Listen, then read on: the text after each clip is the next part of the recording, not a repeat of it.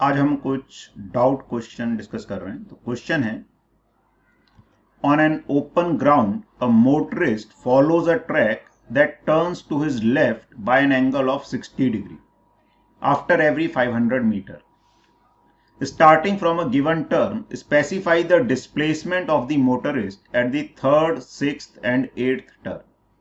Compare the magnitude of displacement with the total path length covered by the motorist in each case.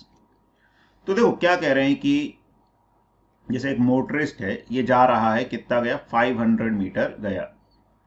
अब अपने left में, तो left मतलब ये सीधा हो गया, इसके नीचे राइट हो जाएगा और ऊपर की तरफ लेफ्ट हो जाएगा. तो ये 60 डिग्री लेफ्ट की तरफ टर्न कर जाता है और फिर 500 मीटर चलता है. फिर यहां से 60 डिग्री ये टर्न कर जाता है, ठीक है, फिर 500 मीटर चलता है. तो देखोगे ऐसे ही जो फिगर बनेगा, ये फिगर जो बनेगा ये क्या बनेगा, एक रेगुलर पॉलीगन जैसा बनेगा.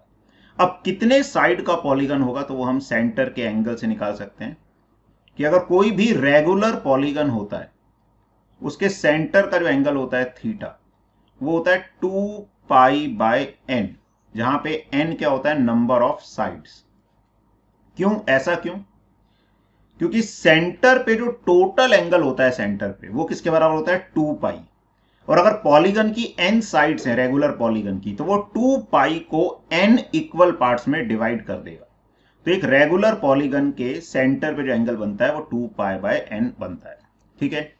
अच्छा, ये एंगल 60 डिग्री है और किसी भी पॉलीगन में ये वाला एंगल और ये वाला एंगल दोनों बराबर होते हैं. ठीक है, ये एंगल बराबर होगा. ये जो हमने इधर ड्रॉ किया, इसको अगर मैं अल्फा बोल लूं, इसको भी अल्फा बोल दूं. और एक स्ट्रेट लाइन में टोटल एंगल कितना होता है, 180 डिग्री. तो 2 alpha plus 60 degree is equal to 180 degree हो जाएगा. तो 2 अल्फा इज इक्वल टू कितना हो जाएगा, 120 डिग्री. तो alpha is equal to 60 degree आ जाएगा. तो अल्फा 60 डिग्री और ये एंगल भी अल्फा होगा सिमेट्री से, क्योंकि रेगुलर पॉलीगन है तो ये साइड लेंथ बराबर होंगी. अगर ये दोनों एंगल 60 डिग्री आ गए अल्फा अल्फा, तो थीटा को भी 60 डिग्री होना पड़ेगा. 60 डिग्री मतलब क्या होता है, पाई बाय 3. अब थीटा किसके बराबर है, 2 पाई बाय एन के. तो 2 pi by n is equal to pi by 3 हो गया. पाई से पाई कट जाएगा तो यहां से एन इज इक्वल टू 6 आ जाएगा. यानी ये फिगर जो बनेगा क्या बनेगा, एक रेगुलर हेक्सागन बनेगा. ठीक है. तो हेक्सागन में कितनी साइड होती हैं, 6 साइड होती हैं. तो 1 2, तो एक्चुअली ये साइड थोड़ी सी ऐसे जाएगी, फिर ये ऐसे जा रही होगी, फिर यहां से ये ऐसे और ये ऐसे टाइप से जाएगी. ठीक है. अब हमसे क्या पूछा है, अलग अलग मतलब उसके पूछा है, टर्न पे पूछा है. तो कौन कौन से टर्न पे पूछा है हमसे, थर्ड टर्न पे. तो फर्स्ट टर्न यहां पे हुआ, सेकंड टर्न यहां पे हुआ और थर्ड टर्न यहां पे हुआ. ठीक है. फिर फोर्थ टर्न यहां पे हुआ, फिफ्थ यहां पे हुआ, सिक्स्थ यहां पे हुआ, फिर सेवेंथ 1 के साथ होगा और एट्थ यहां पर होगा 2 के साथ होगा. तो डिस्प्लेसमेंट की बात कर रहे हैं. तो डिस्प्लेसमेंट स्टार्टिंग कहां से हुई थी, यहां से, मतलब ये 0 इसी को मान सकते हैं. तो डिस्प्लेसमेंट क्या होगा, एक तो 1/3 टर्न पे ये डिस्प्लेसमेंट हो जाएगा. अब ये डिस्प्लेसमेंट किसके बराबर होगा, तो थोड़ी सी हमें मैथ इसमें और लगानी पड़ेगी कि ये अल्फा एंगल 60 डिग्री है. तो अगर मैं यहां से एक परपेंडिकुलर ड्रॉ करता हूं इस पॉइंट से, और यहां से भी एक परपेंडिकुलर ड्रॉ करता हूं इस पॉइंट से, तो ये जो लेंथ है 1 और 2 के बीच में 500, तो ये वाली जो परपेंडिकुलर जहां हमने ड्रॉ की है, इन दोनों पॉइंट्स के बीच की लेंथ भी 500 मीटर ही होगी. अगर मैं इस लेंथ को x मान लूं तो सिमेट्री से ये भी x हो जाएगी. अब हम इसमें उसका यूज कर सकते हैं ट्रिग्नोमेट्री का, कि ये राइट एंगल ट्राइंगल है हमारे पास. तो ये साइड x है, ये 500 है, ये एंगल मुझे पता है 60 डिग्री. तो ये क्या हो गया, बेस हो गया और ये हाइपोटेन्यूज. तो बेस अपॉन हाइपोटेन्यूज क्या होता है, कॉस थीटा. तो मैं यहां लिख देता हूं. तो cos alpha is equal to x by 500 हो जाएगा. अल्फा 60 डिग्री है, कॉस 60 डिग्री इज 1/2. तो 1/2 is equal to x by 500.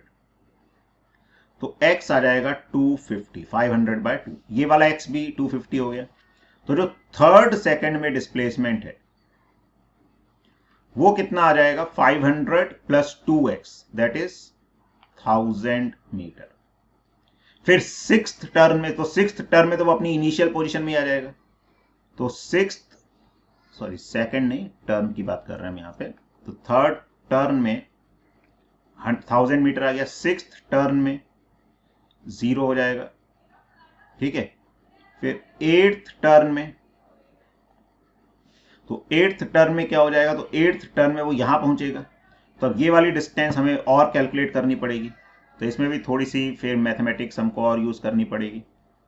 तो अब हमें, और डिस्प्लेसमेंट में इनिशियल पॉइंट से ही हर कुछ देखना है, तो इनिशियल पॉइंट तो फिक्स है। अब हमें ये वाली शॉर्टेस्ट डिस्टेंस देखनी है, ठीक है। तो ये अगर लाइन देखें, यहां से हम एक परपेंडिकुलर ड्रॉ करें, जो सेंटर को जोड़ने वाली लाइन है वो इसको बाइसेक्ट करेगी। ये साइड हमें पता है 500 मीटर है, ठीक है, और ये अल्फा एंगल हमें पता है 60 डिग्री है। अब देखिए, तो ये साइड हमें बतानी है, इस साइड को मैं y मान लेता हूं, आधी को, तो ये भी y हो जाएगी, ठीक है। तो ये एंगल अल्फा 60 डिग्री है। अब ये जो 500 है ये क्या हो गया, हाइपोटेन्यूज, क्योंकि राइट एंगल ट्राइंगल है, और y क्या हो गया, परपेंडिकुलर। तो साइन अल्फा जो है वो हो जाएगा y बाय 500। अब अल्फा तो 60 डिग्री है, sine 60 degree is √3/2, so √3/2 is y by 500।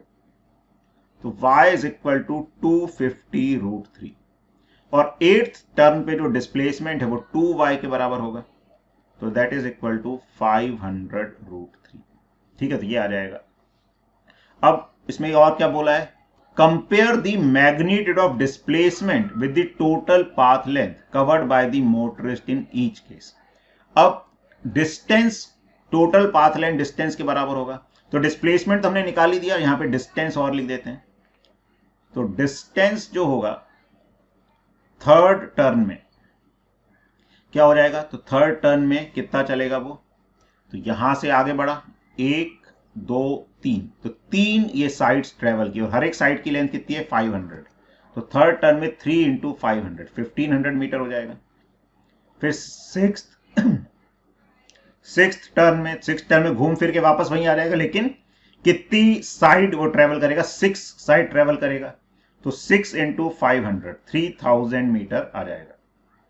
और फिर एट्थ टर्न में तो 8 बार ट्रेवल कर लेगा वो उसी 500 मीटर वाली लेंथ को, तो 8 टर्न में 500 इंटू 8 यानी कि 4000 मीटर आ जाएगा। तो इस तरह से हम ये क्वेश्चन कर सकते हैं। एक और डाउट क्वेश्चन हम आज डिस्कस करेंगे। क्वेश्चन है, the velocity of particle moving in the positive direction of x axis varies as v is equal to alpha root x, where alpha is a positive constant. Assuming that at moment t is equal to 0, the particle was located at point x is equal to 0. Find the time dependence of the velocity and the acceleration of the particle. तो time dependence हमें बताना है particle का। तो actually ये variable acceleration का question है। तो वेलोसिटी हमें क्या दी हुई है, अल्फा रूट एक्स, ठीक है। तो वेलोसिटी क्या होती है, dx बाय dt, वेलोसिटी क्या होती है, dx बाय dt, तो ये अल्फा रूट एक्स आ गया। अब हमें यहां से पहले x निकालने, तो dx by root x is equal to alpha dt। जब भी हमें कोई क्वांटिटी निकालनी है, तो जो वेरिएबल है dx और dt, तो x वाले जो भी फंक्शन है उनको dx की तरफ ले जाएंगे, और t वाले अगर कोई टर्म होंगी तो उसको dt की तरफ ले जाएंगे। कांस्टेंट कहीं भी रख सकते हैं, तो अल्फा कांस्टेंट है, इसको हम किसी भी साइड रख सकते हैं। अब इसको इंटीग्रेट कर दें हम, ठीक है ना। टाइम 0 पे x 0 है, और किसी टाइम t पर x की वैल्यू हमने मान ली x, तो 1 बाय रूट एक्स मतलब x की पावर -1/2, उसका इंटीग्रेशन क्या होगा, x की पावर -1/2 प्लस 1 अपॉन -1/2 प्लस 1, ये लिमिट रख देंगे 0 से x तक। अल्फा कांस्टेंट है, बाहर आ जाएगा, dt का इंटीग्रेशन t, लिमिट्स रख देंगे 0 से लेकर t तक, ठीक है। तो ये आ जाएगा x की पावर -1/2 प्लस 1 इज x की पावर 1/2, और नीचे भी 1/2 यानी कि 2 रूट एक्स, लिमिट्स 0 से 2 is equal to alpha into t, ये आ जाएगा, ठीक है ना। इसमें t रखेंगे तो t आ जाएगा 0 पे 0, तो डायरेक्टली ये अल्फा t हो जाएगा। अब इसमें हम ये x है यहां पर, अब इसमें लिमिट रखेंगे, तो x रखेंगे तो ये 2 रूट एक्स ही आ जाएगा, और 0 रखेंगे तो रूट एक्स वाली टर्म 0 आ जाएगी, तो 2 root x is equal to alpha t आ जाएगा। तो x is equal to 1/4 alpha square t square. ठीक है, मैंने स्क्वायर कर दिया दोनों साइड और x को छोड़कर बाकी टर्म को इधर ले गया, तो x आ गया displacement as a function of time. ये हमसे पूछा नहीं था, लेकिन अगर पोजीशन आ गई as a function of time तो हम सब कुछ बता सकते हैं। तो वेलोसिटी क्या होती है, derivative of position dx by dt।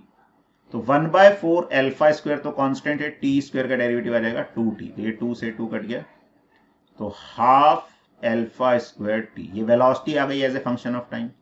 और एसिलरेशन क्या होगा, dv बाय dt, तो ये अल्फा स्क्वायर बाय 2 एसिलरेशन हो जाएगा। ठीक है, फिर एक और कुछ पार्ट पूछा है इसमें, the mean velocity of the particle averaged over the time that the particle takes to cover first s metres of the path. तो मीन वेलोसिटी क्या होती है, mean velocity is displacement upon time. तो first s metre यानी x की जगह हम s की बात करें तो उसने जो डिस्प्लेसमेंट किया वो s किया। अब उस s डिस्प्लेसमेंट में टाइम कितना लगेगा, तो वो टाइम की वैल्यू हम यहां से सब्स्टिट्यूट कर सकते हैं कि टाइम कितना लगेगा। तो टाइम जो है इसी से, मतलब समझ आ रहा है, इस इक्वेशन में हम x की जगह रख दें s, तो ये s डिस्प्लेसमेंट कितने टाइम पर होगा वो टाइम हम इस इक्वेशन से निकाल सकते हैं। तो t square is 4s by alpha square, तो t is equal to 2 by alpha root s, ये आ जाएगा। तो ये सब्स्टिट्यूट कर दें टाइम की जगह, 2 बाय अल्फा रूट s, तो ये आ जाएगा अल्फा ऊपर चला जाएगा, रूट s और s कैंसिल होकर रूट s बचेगा, तो अल्फा रूट s बाय 2, ये मीन वेलोसिटी आ जाएगी s मीटर्स के लिए। ठीक है, आ रहा है समझ। अब इसमें जो पहला पार्ट था उसको एक और तरीके से भी कर सकते हैं, कोई अगर वैसा सोच ले तो वो थोड़ा और आसान हो सकता है, उसको भी मैं बता देता हूं यहां पे कि वेलोसिटी क्या दी हुई थी, अल्फा रूट एक्स। अब वेलोसिटी जो है, एक एसिलरेशन अगर हम देखें तो एसिलरेशन का एक रिलेशन ये भी होता है v dv बाय dx। तो अगर हम इससे देखें तो वेलोसिटी कितनी है, अल्फा रूट एक्स। अब dv बाय dx क्या आ जाएगा, अल्फा रूट एक्स का डेरिवेटिव x के रिस्पेक्ट में, तो 1/2 रूट एक्स नीचे आ जाएगा ऐसे, तो ये रूट एक्स कैंसिल हो जाएगा, तो ये आ गया अल्फा स्क्वायर बाय 2। तो यहां से भी हम निकाल सकते थे कि एसिलरेशन आ गया। अब एसिलरेशन यहां पे क्या आ गया, कांस्टेंट। तो अगर एसिलरेशन कांस्टेंट है तो v is equal to u plus a t लगा सकते हैं, और इनिशियल वेलोसिटी 0 है तो वेलोसिटी को सीधे अल्फा टी लिख सकते हैं, alpha square by 2 into t. तो ऐसे भी velocity as a function of time निकाल सकते हैं। ठीक है, तो इस तरह से इस क्वेश्चन को हम कर सकते हैं।